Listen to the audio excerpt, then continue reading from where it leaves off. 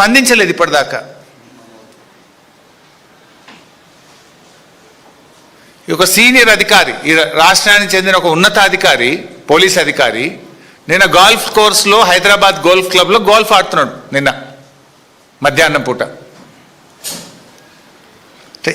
ఈ రాష్ట్రంలో law and order పరిస్థితి ఏముంది, అసలు ముఖ్యమంత్రి పాలన ఎట్లుందంటే నువ్వెట్లున్నావో నీ పరిపాలన కూడా గట్లే ఉంది.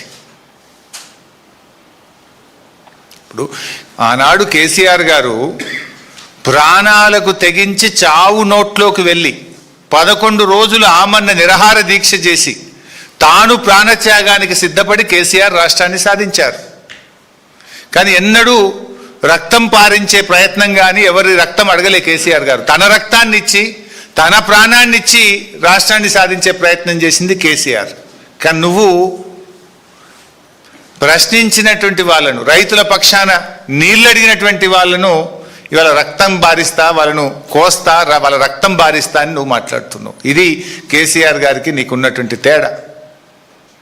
ఇంత నీచమైనటువంటి వ్యాఖ్యలు చేసిన రేవంత్ రెడ్డి కనీసం నీకు నువ్వన్న టీవీలో చూసుకొని తప్పు మాట్లాడినా అని బేషరతుగా క్షమాపణ చెప్పాలని చెప్పి నేను డిమాండ్ చేస్తా ఉన్నా. ఇంకో మాట కూడా చెప్తున్నా రేవంత్ రెడ్డి, నీకేంది నువ్వు నీ సైకో మనస్తత్వం ఏంది అంటే మమ్మల్ని తిడితేనో, మమ్మల్ని జైల్లో పెడితేనో, మా రక్తం బారితేనో రైతాంగానికి నేను నీళ్ళు ఇస్తా అంటే అందుకు మేము సిద్ధం. జైల్లో పెట్టావా పెట్టు, మా రక్తం కావాలన్నా తీసుకో, కానీ రైతులకు మాత్రం నీళ్లు పారించు. ఇప్పుడు రేవంత్ రెడ్డి నీ నోరు నీ ఇష్టం, నువ్వేమన్నా మాట్లాడుకో, కానీ నీళ్లు తెలంగాణయి. నీళ్ల విషయంలో నీ ఇష్టం వచ్చినట్లు చేస్తా అంటే కుదరదు. నువ్వేం మాట్లాడుతున్నావు? కన్నెపల్లి కట్టుకొత్తవా రేవంత్ రెడ్డి అంటే ప్రతిపక్షాలకు కంఠం నొక్కుతా అంటున్నావు. నువ్వు కన్నెపల్లి కట్టుకొత్తవా రేవంత్ రెడ్డి అంటే మా కంఠం నొక్కుతా అంటుండు. నీ ఉద్దేశం ఏంది?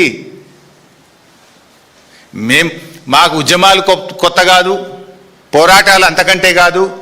తెలంగాణ ఉద్యమంలో అనేక సార్లు అరెస్ట్ అయినాం, జైళ్ళల్లో పడ్డాం. మాకేం అరెస్టులు జైళ్ళు కొత్త కాదు.